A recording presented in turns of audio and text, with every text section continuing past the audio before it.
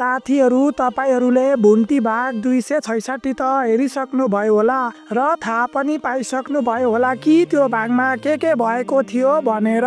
हो साथीहरू, त्यो भागमा भने भुन्टीलाई लिएर भूपेन्द्र, भीम र भूमिका जेल जाँदै गरेका हुन्छन्। तर त्यति नै बेला भुन्टीको मोबाइलमा बुबाको फोन आउँछ र बुबाले भन्नुहुन्छ कि आमा निकै बिरामी छिन् भनेर।